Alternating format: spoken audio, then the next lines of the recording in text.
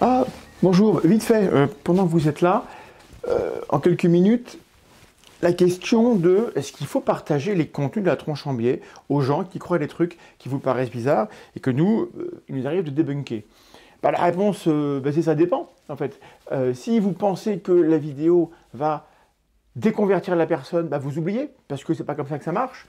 Si votre grand-mère soigne avec un truc un peu débile, et que vous voulez qu'elle arrête, et ben vous lui parlez à votre grand-mère, à votre maman, ou à votre voisin, à vos amis. Vous leur parlez à vos amis. C'est pas la peine de leur envoyer des contenus sceptiques, souvent un peu moqueurs, et c'est pas la peine de nous demander, à nous, à moi, d'être plus gentil dans les contenus, puisque, en fait, ça va être simple.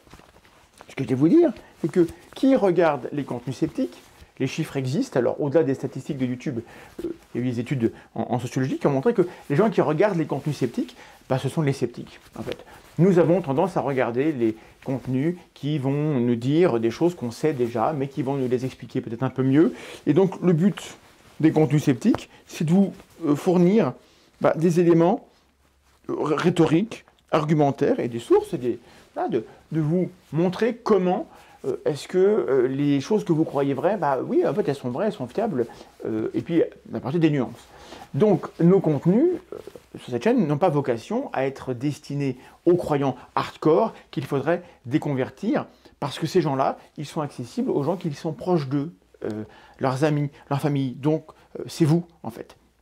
Et donc, je vous demanderais, s'il vous plaît, lorsque vous pensez à partager un de nos contenus, faites-le de manière ouverte sur vos pages perso, c'est super. Vous aimez tel contenu, vous le partagez aux autres, vous le conseillez, faites ça, c'est bien. Mais l'envoyer en privé ou en réponse à un truc que quelqu'un que vous aimez bien dit, je pense que c'est dangereux parce que, bon, il y a la réactance qui peut se produire, donc la personne va vouloir se défendre.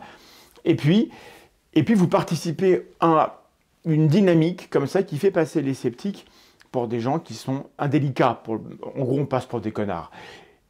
Et alors, peut-être qu'on l'est un petit peu, ça, c'est aux gens de juger, mais peut-être qu'on peut faire un effort. Et c'est à nous de le faire dans les contenus en faisant attention à comment on parle, mais c'est à vous aussi de le faire à comment vous utilisez les contenus.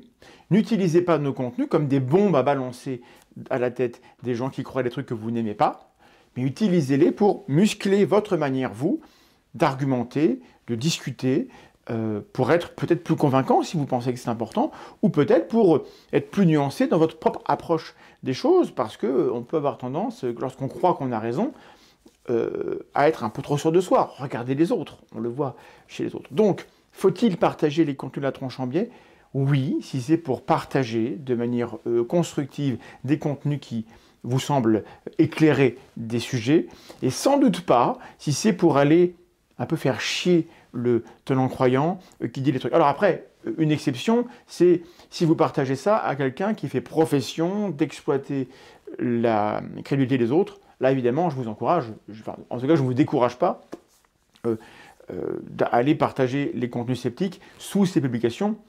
Il y a de fortes chances qu'elles finissent par être censurées parce que ça dérange, mais ça, à la rigueur, c'est aussi le rôle de ces contenus, d'être visibles de la part de ceux qui veulent consommer, mais les gens qui sont proches de vous, avec qui vous avez un lien, partager un contenu sceptique, s'ils ne sont pas prêts à le regarder, vous allez abîmer ce lien, et je pense que vous n'y tenez pas, et moi je ne tiens pas à ce que vous fassiez cette erreur-là, en fait. Hein.